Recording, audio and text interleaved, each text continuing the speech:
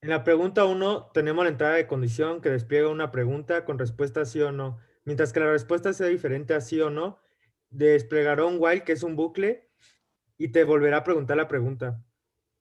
Entonces, cuando sea sí o no, el if creará una condición para desplegar una diferente respuesta.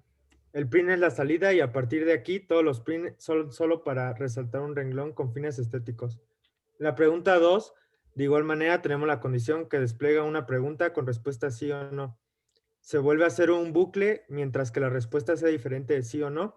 Hasta que conteste sí o no, el if creará una condición para desplegar una diferente respuesta. En la pregunta 3, de igual manera tenemos otra pregunta. Con respuesta sí o no, se desplegará otro bucle de while si la respuesta es diferente sí o no, y cuando sea sí o no, el if creará una condición para desplegar una diferente respuesta. La pregunta 4 es una pregunta abierta.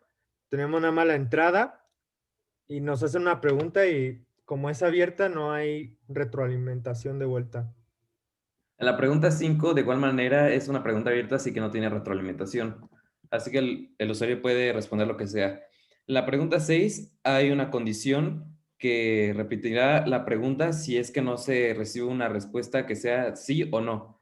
En el caso de serlo, se desplegará otra pregunta si la respuesta fue no, en la cual tendrás una pregunta cerrada, pero ya no importa mucho porque solamente es saber si un poco de información y no más de allá.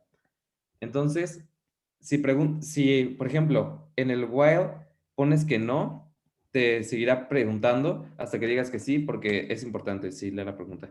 En la pregunta 6 tendremos variables como equivocaciones y aciertos, las cuales nos servirán como contadores para ir acumulando las respuestas correctas o incorrectas que tenga el usuario. La variable correcta 3, 6 y 9 nos servirán para que no se repitan las respuestas correctas. Ahora se van a imprimir algunos nombres de los cuales tendremos que elegir 3 que son los correctos. Para esto te va a preguntar el problema que si ves alguna persona con las características indicadas, al momento de decir que sí, se abrirá un input para que escribas el número de la persona de quien tú crees que lo hace. Al escribirlo, te volverá a arrojar la pregunta de ¿ves alguna? Y así hasta que digas que no. Cuando digas que no, te va a decir el total de aciertos o equivocaciones. Toda esta parte del if, el elif y el else, es para comparar la respuesta que da el usuario en respecto a los números que escribió.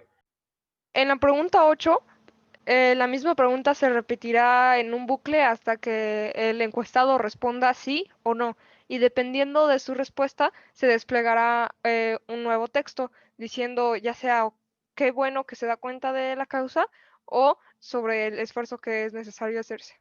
Mientras que en la pregunta 9 es un caso muy similar en el cual el while no se detendrá hasta que la respuesta sea sí o no, y después, dependiendo de si la respuesta es sí o no, sobre si conoces o no alguna, te preguntará sobre cuáles o simplemente te invitará a que busques y a investigar sobre el tema. Y en la pregunta 10 es una pregunta abierta y como es una pregunta sobre opinión, simplemente él se le responderá con que tuvo una buena opinión debido a que la opinión de las personas es subjetiva y no se le puede dar una retroalimentación sobre eso. Gracias.